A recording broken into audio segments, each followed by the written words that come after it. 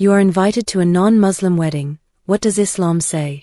An invitation from a colleague, a neighbor, or even a childhood friend. You read the words, "We would be honored by your presence at our wedding." But you know that this wedding is not being celebrated according to Islam. You can already imagine the music, the foreign religious rites, sometimes even practices that are clearly contrary to your faith. And yet, refusing to go means risking hurting someone you care about. So a question arises, does Islam allow you to attend? Here's the dilemma. If you refuse, you come across as cold, distant, perhaps even extremist. If you accept, you are afraid of betraying your convictions. You ask yourself, where is the balance? Does Islam completely forbid this kind of participation? Or is there some leeway? It's a real question of conscience, because it affects both your faith and your human relationships. Islam, in its wisdom, gives us two main guidelines. First guideline, do not participate in anything that directly contradicts the faith. In the Quran, Allah says, "And do not help one another in sin and transgression," Surah 5, verse 2. This means that Muslims must not contribute, even indirectly, to an act of disobedience. Actively participating in a religious ritual that is not in accordance with Islam, such as reciting a specific prayer or approving an act of polytheism, is clearly forbidden. The second guideline is to be fair, respectful, and kind to others.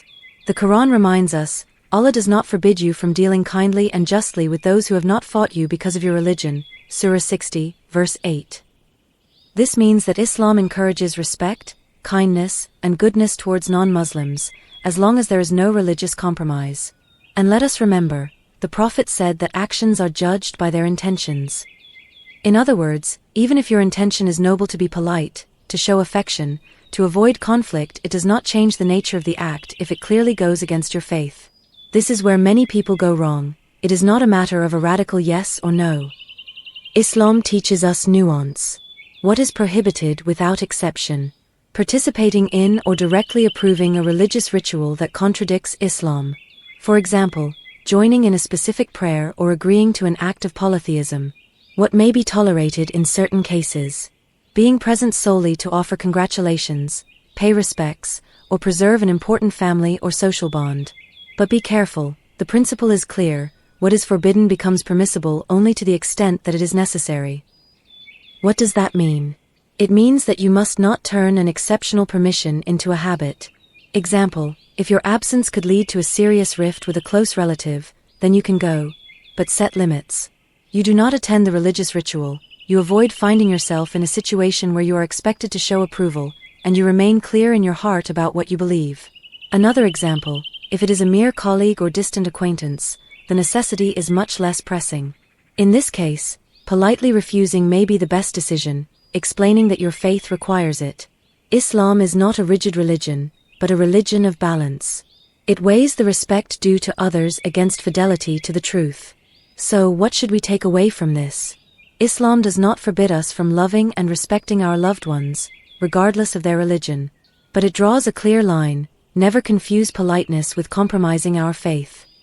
Attending a non-Muslim wedding can be tolerated only if it is to preserve an important bond, and only to the extent necessary. But participating as if nothing were wrong, approving what is forbidden, is crossing a dangerous line. Allah's wisdom is infinite. He knows that every situation is different, that every heart is unique, and that every intention is judged fairly. So ask yourself, in your specific case, what weighs more heavily? Preserving an essential relationship, or preserving your religious integrity? What would you do if you received such an invitation? Would you choose distance, at the risk of hurting your friend, or presence, at the risk of crossing a line? Share your opinion in the comments, because your experience can enlighten someone else. And if you want more videos on these everyday dilemmas in the light of Islam, subscribe now.